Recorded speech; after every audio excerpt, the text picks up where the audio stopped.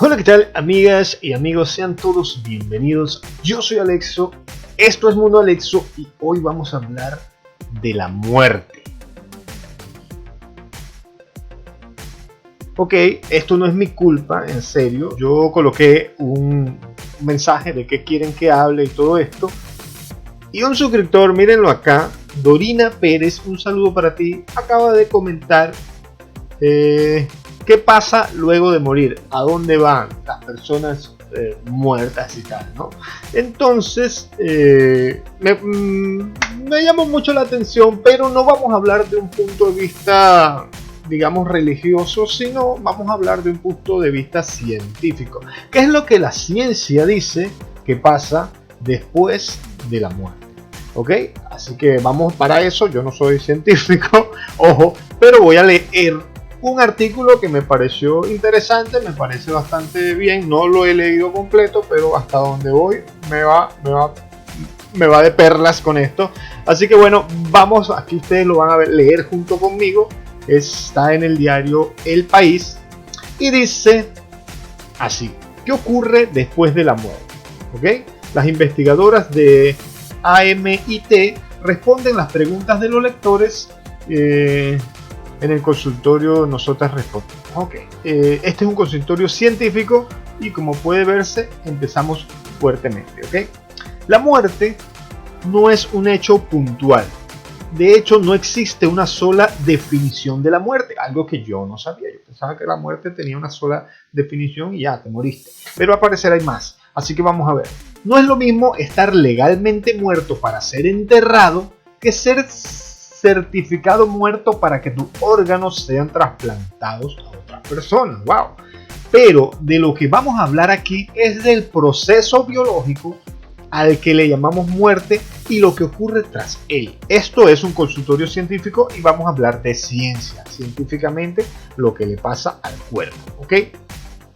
¿Qué sucede cuando dejamos de respirar?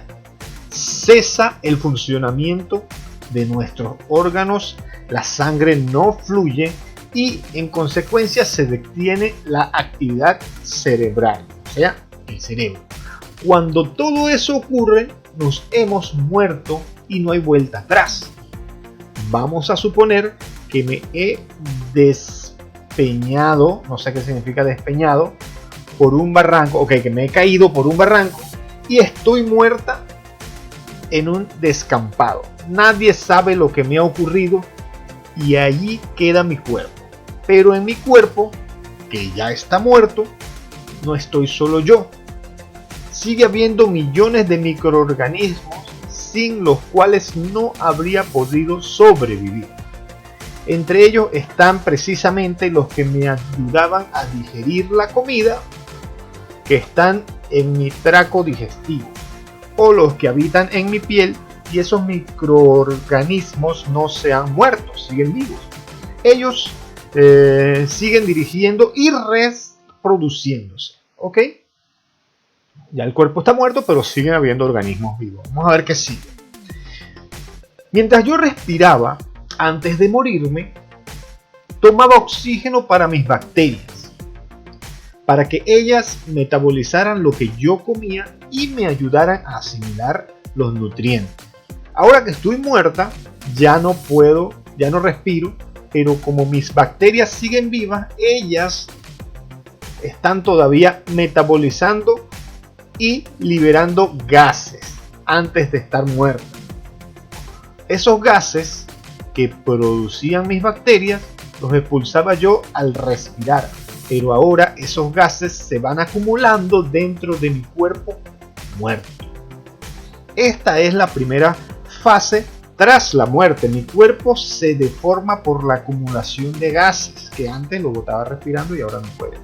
Producidos por las bacterias, se hincha y se vuelve irreconocible. Por eso es que cuando nosotros vemos algo muerto, ya sea una persona o un animalito, este se suele abombarse, ¿no? Por decirlo de alguna manera.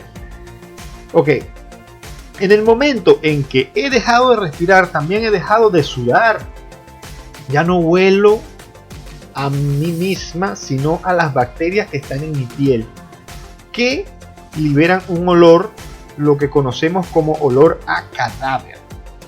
Un olor bien característico, por cierto. Inmediatamente después de morirme, las primeras moscas notan el olor a descomposición. No son las moscas normales y corrientes. Estas son las moscas carroñeras. Son moscas brillantes. Se llaman ¿qué? Moscardas de la carne. Y tienen un color azul o verde metálico.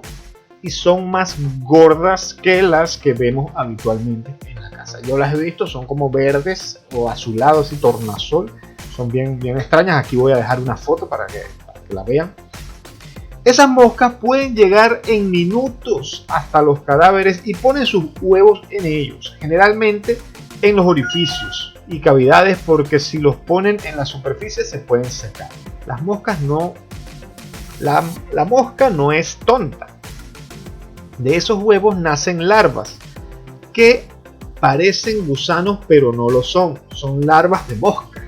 De allí viene el término cadáver. Cadáver significa datar la carne con los gusanos. Carne data vermes. Wow, no sabía. Es algo interesante, estoy instruyéndome. Ok, las larvas empiezan a comer el cadáver. Se comen todo el tejido blando y lo hacen tan vorazmente que literalmente pueden dejar un cuerpo en los huesos en pocos días. Si hace calor y hay buenas condiciones ambientales para ellas, en 1 o 2 semanas han dejado el cadáver limpio. ¡Wow! Estas larvas blanditas son muy apreciadas por ciertos insectos depredadores. Algunos se alimentan exclusivamente de ellas. Así que cuando las larvas han nacido, ya andan por allí. En pocos días veremos, por ejemplo, escarabajos comiendo larvas de mosca. Mientras tanto, las larvas de mosca están comiendo a todo correr para crecer lo más rápidamente posible y marcharse de allí para no ser devoradas por esos escarabajos. Por eso el ciclo es muy rápido y muy corto. En 1 o 2 semanas han podido cerrar el ciclo y marcharse. Ok. El cadáver ahora se ha deshinchado porque las larvas lo están comiendo. Estamos ya en una fase de descomposición activa. Hay larvas comiéndose el cadáver y escarabajos comiendo larvas. Pero no solo larvas de moscas y escarabajos. Con los escarabajos también llegan ácaros. Y estos ácaros empiezan a comer los huevos de las moscas. Y allí empieza a haber cierto lío entre los que se alimentan del cadáver y los que se alimentan de los que se alimentan del cadáver. Me fue un poquito difícil leer acá porque fue muy redundante. Hemos hablado de moscas, de ácaros y de escarabajos, pero hay más. ¡Wow! Hay avispas que no son las normales que conocemos en el campo. Estas avispas ponen sus huevos dentro de las larvas o encima de las larvas, depende de las especies. Y la larva de la avispa se alimenta de la larva de la mosca. O sea, hay una locura ahí sucediendo una tras otra. Qué locura, es interesante. Lo que tenemos ya en mi cuerpo despeñado por un barranco y muerto es un auténtico ecosistema. Y un ecosistema cadavérico funciona de manera totalmente independiente al lugar donde haya ocurrido el fallecimiento. Da igual que me haya muerto en el barranco, en un bosque, en un prado o en mi casa. Si las condiciones son óptimas, se produce toda esa situación de fases ecológicas. Interesantísimo. Las ocurrencias de esta manera, cuando las condiciones son óptimas para los insectos, si me muero en casa con la ventana cerrada, es posible que ninguno de ellos pueda entrar a colonizarme y que me quede ahí, o bien en estado de putrefacción porque las bacterias han seguido proliferando, o si hace calor y no hay humedad, entonces me momifique. Eso también sucede en las tumbas. para evitar que pase todo esto, es decir, que vengan los insectos y me coman. Los seres humanos históricamente han deshidratado los tejidos, es decir, han momificado los cadáveres. En nuestra cultura se han enterrado y en otras culturas se queman, y lo que hay detrás de todos esos ritos es siempre evitar que los insectos que comen cadáveres devoren a nuestros seres queridos. Ajá. Pero también hay colonizadores de cadáveres momificados. ¡Wow! Son los últimos en llegar al cuerpo muerto. Se trata de polillas o escarabajos que se alimentan de restos secos. Cuando todos los anteriores solo han dejado restos esqueléticos, es cuando llegan los que comen restos secos. Al final, lo que consiguen es dejar el entorno totalmente limpio de cadáveres, ¿no? Esa es la gran importancia de las especies necrófagas, que es como se llaman. Sin ellas las bacterias proliferan, se producen las infecciones y otros problemas ambientales. Los necrófagos son los grandes limpiadores del entorno, además de todos los restos metabólicos de su alimentación, junto con mis fluidos en descomposición. Acaban en el suelo, así que también son las responsables de aportar los nutrientes para que las plantas crezcan, y así se cierra el ciclo de la vida. Eso es un ecosistema en equilibrio. Si retiramos los cadáveres, como ahora hacemos para evitar las enfermedades infecciosas, lo que nos encontramos es un entorno cada vez más pobre. Hay un hecho relacionado con este proceso que fue crucial en la historia de la ciencia, el de la creencia en la generación espontánea. Durante miles de años, la humanidad observó las fases de descomposición de los cadáveres. Lo que veían es que cuando un ser moría, en su carne aparecía lo que se creían gusanos, y que ahora sabemos que son larvas de mosca. Hasta 1684 se pensaban que los gusanos nacían de la carne en putrefacción por generación espontánea, o sea que se creaban automáticamente sin ayuda de que venga una mosca, ¿no? Para los que no entendieron. Pero ese año, un médico italiano, Francesco Redi, publicó los resultados de un experimento que había realizado. Redi colocó 3 trozos de carne en 3 botes. El primero lo dejó abierto, el segundo, o sea, lo tapó en una botella con un corcho, y el tercero con una tela bien atada. Después de unos días observó que el primer bote, la carne, contenía larvas.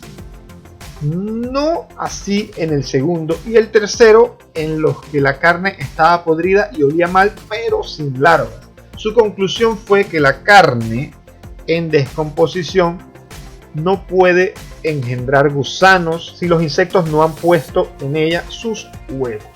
Y allí empezó a desmontarse la teoría de la generación espontánea, con la investigación basada en la evidencia. Por eso es que la ciencia es importante. Como podemos ver, nuestro cuerpo se va degenerando, se va descomponiendo, los gases empiezan a inflar nuestro cuerpo, ¿ok?